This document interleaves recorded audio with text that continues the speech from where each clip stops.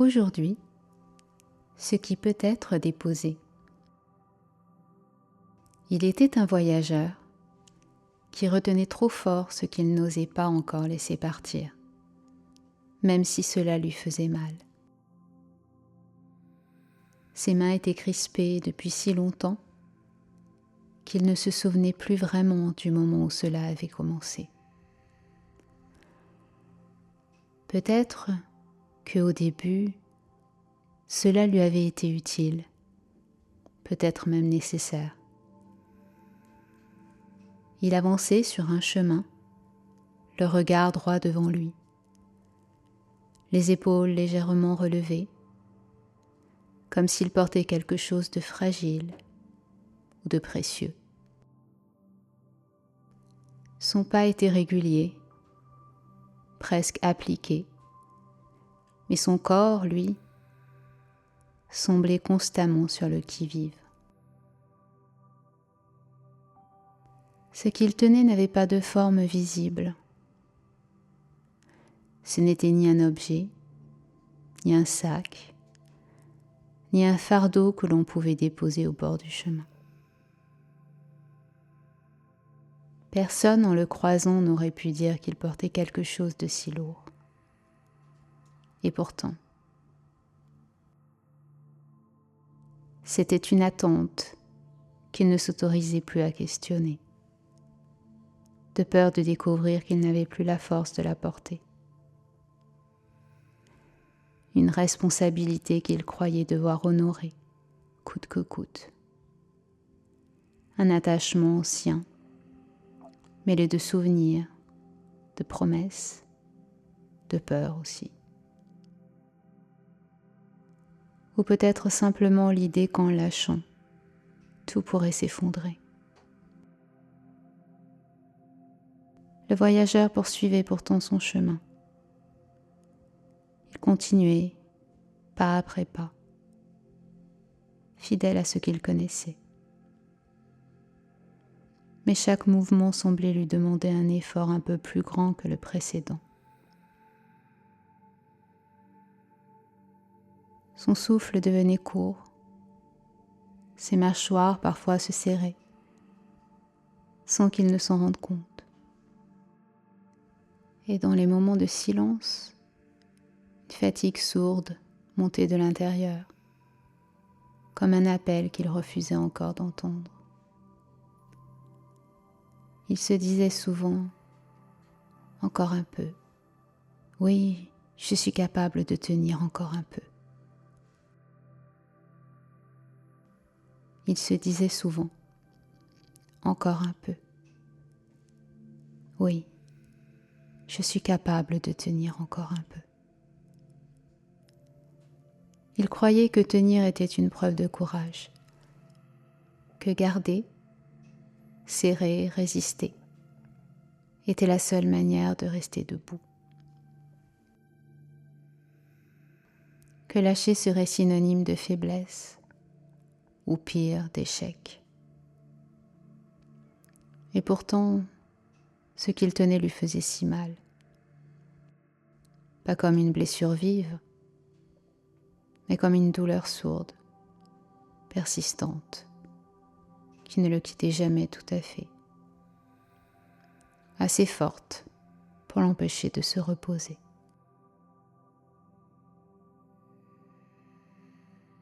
Un jour, le chemin le mena jusqu'à un endroit plus calme, un espace où le sol devenait plus souple, presque moelleux sous les pas. Un lieu où le bruit du monde semblait s'éloigner, comme si quelqu'un avait doucement refermé une porte derrière lui. Alors le voyageur ralentit, puis s'arrêta, non pas par décision réfléchie, mais parce que son corps, enfin, venait de lui demander une pause. Il s'assit au bord du chemin, ses mains toujours fermées, fidèles à leur habitude. Il observa autour de lui, sans chercher quoi que ce soit. Il y avait là une rivière, lente, reflet paisible. L'eau glissait sans se presser, contournant les pierres, épousant le terrain sans lutter. Elle ne retenait rien. Elle laissait passer ce qui venait à elle, naturellement. Là, le voyageur sentit une fatigue profonde l'envahir.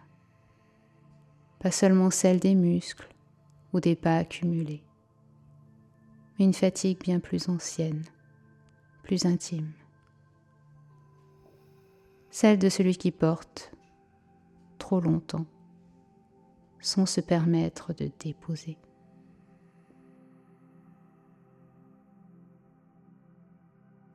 Il comprit alors qu'il ne souffrait pas tant de ce qu'il portait que de la manière dont il le portait. Toujours serré, toujours seul, toujours en tension.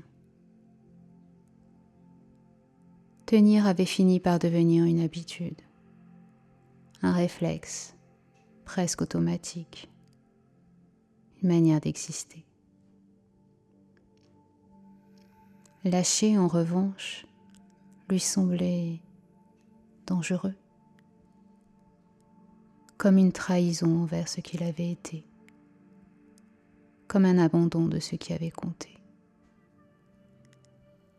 Il se demanda sans urgence, si je lâche, que restera-t-il de moi ? La question resta suspendue, ni lourde, ni pressante, simplement présente.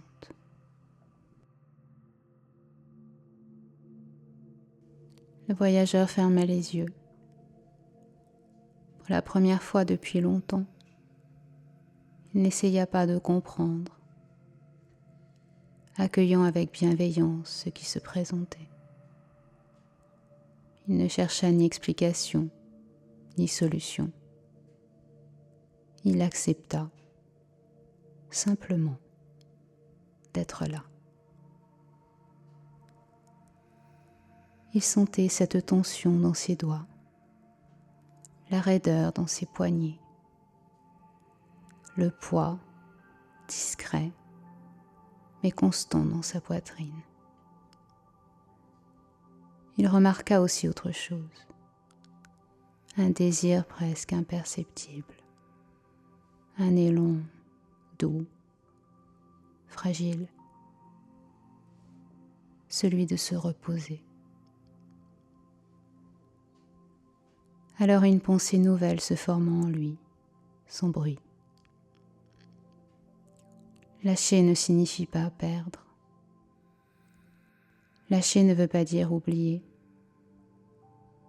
nier ou effacer ce qui a compté. Lâcher peut être signifier simplement ne plus porter seul ce qui peut être confié.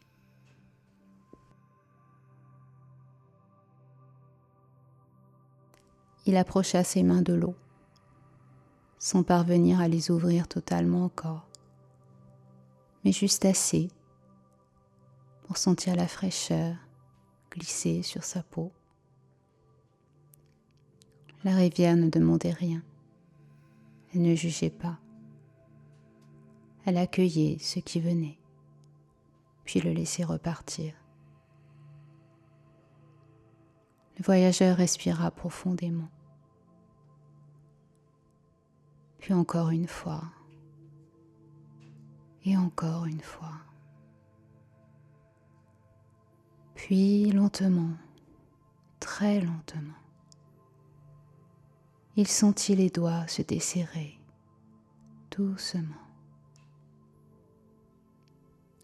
Il n'y eut pas de grands gestes, pas de décision héroïque, seulement un relâchement progressif, presque timide.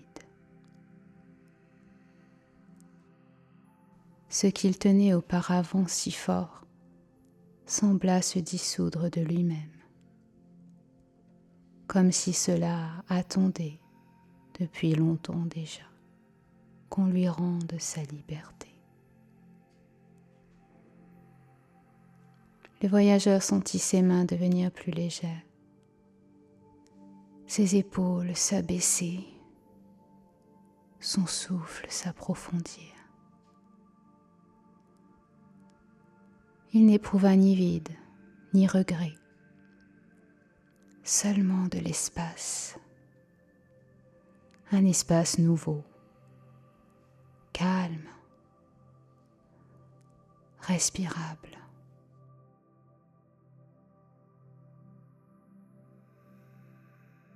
Le voyageur resta là encore un moment, à écouter l'eau, à sentir son corps se poser, enfin, sans tension inutile.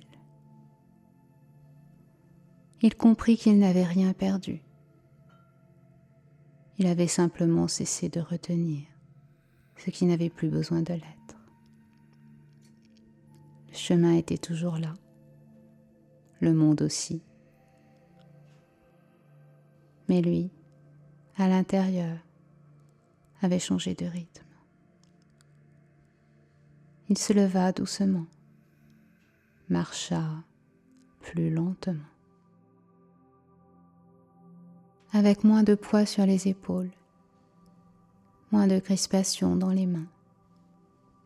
Il était resté attentif, il était resté sensible à ce qui comptait vraiment.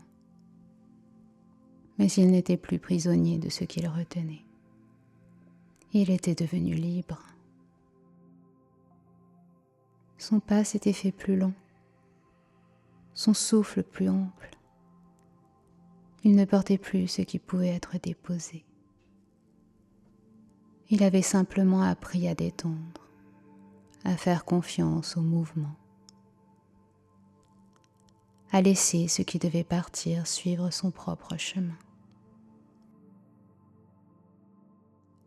Et en laissant partir, quelque chose en lui se reposa enfin. Parfois, ce qui nous fatigue le plus n'est pas ce que nous portons, mais la peur de le déposer. Lâcher n'est pas abandonner. C'est offrir à son cœur et à son corps la permission de respirer à nouveau. Maintenant, accueille ce que tu viens d'entendre. Laisse-le s'enraciner en toi. Et permets à ces quelques minutes de musique de poursuivre ce chemin intérieur.